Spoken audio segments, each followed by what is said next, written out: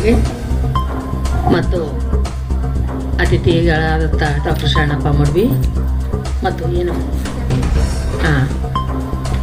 ಮಕ್ಕಳ ವತಿಯಿಂದ ನಂದಿನಿ ಅವರಿಗೂ ಮತ್ತು ಇಲ್ಲಿ ಏನೋ ತಿಳಿದುಕೊಳ್ಬೇಕು ಅಂತ ಬಂದಿರುವಂಥ ಎಲ್ಲ ಮುದ್ದು ಮಕ್ಕಳಿಗೂ ಮತ್ತು ಕಾರ್ಯಕ್ರಮವನ್ನು ಆಯೋಜಿಸಿರುವಂಥ ಆಯೋಜಕರಿಗೂ ಮೊಟ್ಟ ಮೊದಲನೇದಾಗಿ ಅಭಿನಂದನೆಗಳು.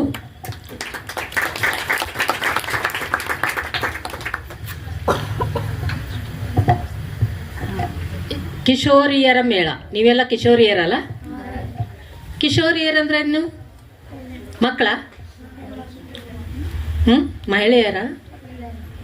ಕಿಶೋರಿಯರಂದ್ರೆ ಏನು? ಹಂಗಂದ್ರೆ ನಿಮ್ಗೆ ಯಾಕೆ ಕಿಶೋರಿಯರು ಅಂತ ಹೆಸರು ಕೊಟ್ಟಿದ್ದಾರೆ? ನಿಮಗೆ ಯಾಕೆ ಸಪ್ರೇಟ್ ಆಗಿ ಕಿಶೋರಿಯರು ಅಂತ ಇದ್ದಾರೆ? ಯಾರು ಕಿಶೋರಿಯರು ಅಂದ್ರೆ ಯಾರು? ಎಲ್ಲಿಂದ ಎಲ್ಲಿವರೆಗೂ ಕಿಶೋರಿಯರು ಅಂತಾರೆ? ಟೀನೇಜರ್ಸ್, ಇಂಗ್ಲಿಷ್ನಲ್ಲಿ ಹೇಳ್ಬೇಕಂದ್ರೆ ಟೀನೇಜರ್ಸ್, ರೈಟ್? ಸೊ ಎಲ್ಲಿಂದ ಎಲ್ಲಿಗೆ? 12 ವರ್ಷ, 9 ವರ್ಷ, 10 ವರ್ಷದಿಂದ 18 ವರ್ಷದ ಮಕ್ಕಳಿಗೆ ಕಿಶೋರಿಯರು ಅಂತಾರೆ, ರೈಟಾ? ಕಿಶೋರಿಯರಿಗೆ ಸ್ಪೆಷಲ್ ಆಗಿ ಹಿಂಗೆ ಕಾರ್ಯಕ್ರಮ ಆಯೋಜಿಸೋದಂತ ಒಂದು ಅವಶ್ಯಕತೆ ಯಾಕಿದೆ? ನಿಮ್ಗೋಸ್ಕರನೇ ಮೇಡಮ್ ಅವ್ರು ಎಷ್ಟು ಶ್ರಮ ಪಟ್ಟು, ಎಲ್ಲೆಲ್ಲಿಂದ ಬಂದಿರ ನೀವೆಲ್ಲ? ಇಲ್ಲಿನವ್ರೇನ? ಮನ್ನಳ್ಳಿ, ಬೀದರ್ ತಾಲೂಕು ಅಥವಾ ಬೇರೆ ತಾಲೂಕ್ದವರು ಇದ್ರಿ? ಬೀದರ್ ತಾಲೂಕು, ಓಕೆ. ಸೊ ದೂರದಿಂದನೂ ಬಂದಿದ್ದೀರಾ, ರೈಟ್? ಸೊ ಮೇಡಮ್ ಅವ್ರು ಇಷ್ಟೊಂದು ಕಷ್ಟಪಟ್ಟು ನಿಮ್ಗೋಸ್ಕರ ಕಾರ್ಯಕ್ರಮ ಆಯೋಜಿಸಿ ನಿಮ್ಮಲ್ಲೆಲ್ಲ ಇಲ್ಲಿ ಕೂಡಿಸ್ಕೊಂಡು ನಮ್ಮನ್ನೆಲ್ಲ ಕರೆಸೋ ಮಾತಾಡ್ಸೋಂಥ ಅವಶ್ಯಕತೆ ಏನಿದೆ? ಯಾರಾದ್ರೂ ಹೇಳ್ತೀರಿ?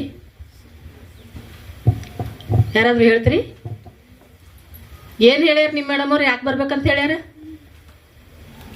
ಬರ್ರಿ, ಆ ಕಡೆಯಿಂದ ಒಬ್ರು ಮೇಡಮ್ ಬರ್ತಾರ. ಅದು ನಮಗ್ ತೋರ್ಸ್ಕೊಳಕ್ ಆಗಲ್ರಿ.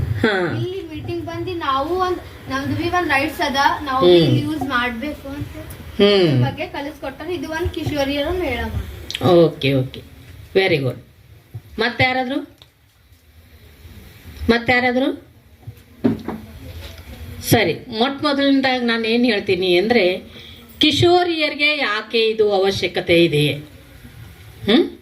ಕಿಶೋರಿಯರ ಮೇಳ ಅಂದ್ರೇನು? ಸಭೆ ಅಥವಾ ಒಂದು ಸ್ಥಳದಲ್ಲಿ ಕೂತ್ಕೊಳ್ಳುವಂಥದ್ದು, ಓಕೆ.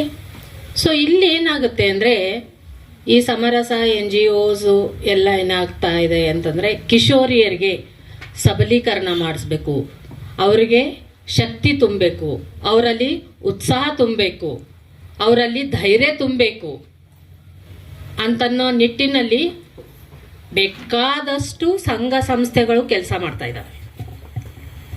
ಯಾಕಂದರೆ ಕಿಶೋರಿಯರು ಅಥವಾ ಟೀನೇಜರ್ಸು ಆ ಏಜ್ ಏನಿದೆಯಲ್ಲ, ಆ ಪೀರಿಯಡ್ ಏನಿದೆಯಲ್ಲ, ಅದು ಮನುಷ್ಯನ ಜೀವನದಲ್ಲಿ ಅತಿ ಮುಖ್ಯವಾದ ಒಂದು ಹಂತ.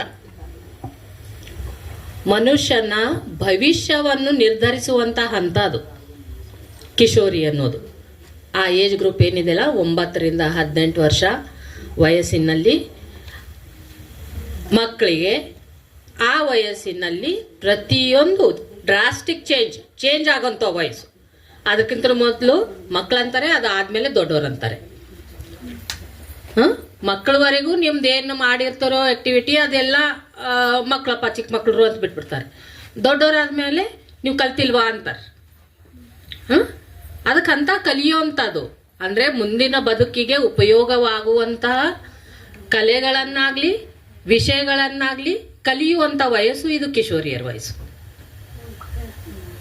ಮುಂದೆ ನಾವು ಹೆಂಗೆ ಬಾಳ್ಬೇಕು, ಮುಂದೆ ಯಾವ ರೀತಿ ನಮ್ಮ ಜೀವನ ಇರಬೇಕು, ಮುಂದೆ ಏನೇನು ನಾವು ಕೆಲಸ ಮಾಡಬೇಕು, ನಮ್ಮ ಬಾಳನ್ನು ಹೆಂಗೆ ರೂಪಿಸ್ಕೊಳ್ಬೇಕು ಅಂತನ್ನೋ ಅಂಥ ಎಲ್ಲ ವಿಚಾರಗಳನ್ನು ಯೋಚನೆ ಮಾಡುವಂಥದ್ದು, ಆ ಯೋಚನೆಗಳಿಗೆ ಒಂದು ಪರಿಕಲ್ಪನೆ ಕೊಡುವಂಥದ್ದು, ಆ ಪರಿಕಲ್ಪನೆಯನ್ನು ನನಸಾಗಿ ಮಾಡುವಂಥ ಒಂದು ನೀವು ಪ್ರಾಯೋಗಿಕವಾಗಿ ಇದನ್ನು ಮಾಡುವಂಥ ವಯಸ್ಸು ಈ ಕಿಶೋರಿಯರ ವಯಸ್ಸು.